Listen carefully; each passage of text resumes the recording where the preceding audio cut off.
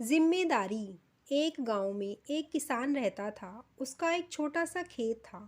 एक बार उसने अपने खेत में फसल बोई।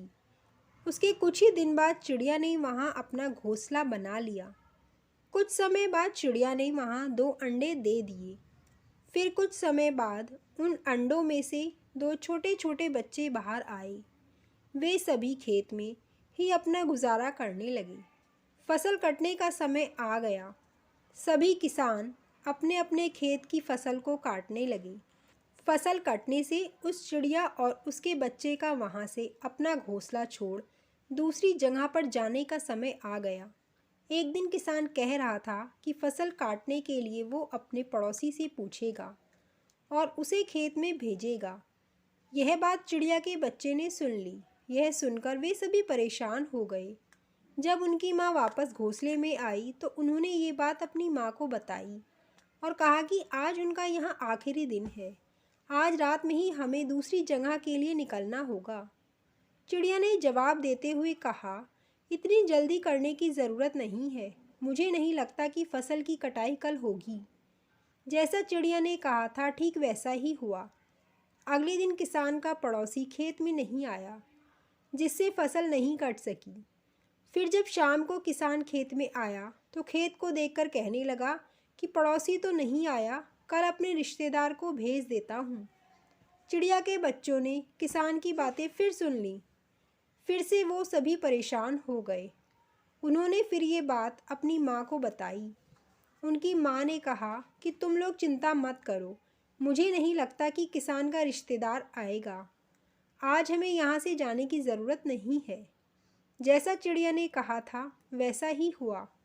किसान का रिश्तेदार खेत नहीं पहुंचा। यह सब देख चिड़िया के बच्चे हैरान हो गए।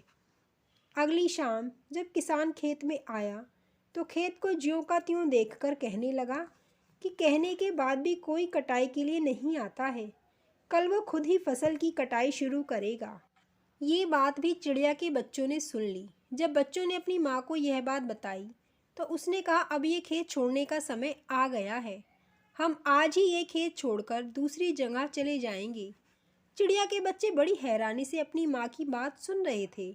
उन्होंने सोचा कि आखिर ऐसी क्या वजह थी कि उनकी माँ इस बार खेत छोड़ने को तैयार हो गई। उन्होंने अपनी माँ से जब यह बात पूछी तो चिड़िया ने कहा, बच्चों, पहले 2 बार किसान फसल की कटाई के लिए दूसरों पर निर्भर था। वह अपने काम से पल्ला झाड़ रहा था। लेकिन इस बार ऐसा नहीं है। इस बार उसने फसल काटने की जिम्मेदारी खुद ली है, इसलिए वह ज़रूर आएगा। इतना कहकर उसी रात बच्चे और उनकी माँ उस खेत से उड़कर चले गए। इस कहानी से हमें यही सीख मिलती है कि दूसरों की सहायता लेना अच्छी बात है, लेकिन अपना काम दूसरों पर टाल देना सही नहीं है। अपने काम की जिम्मेदारी स्वयं लें। इससे काम समय पर पूरा होगा और आपको दूसरों पर निर्भर नहीं रहना होगा। दूसरे भी उसी की मदद करते हैं जो खुद अपनी मदद करता है। इस कहानी के बारे में आपकी क्या राय है, कमेंट करके ज़रूर बताइएगा। और अगर कहानी पसंद आई हो तो वीडियो को लाइक शेयर ज़रूर कीजिएगा। और ऐसी ही नई नई कहानियाँ सुनने के लिए हमारे channel Pooja quotes and jokes को सब्सक्राइब करना मत भूलिएगा। धन्यवाद।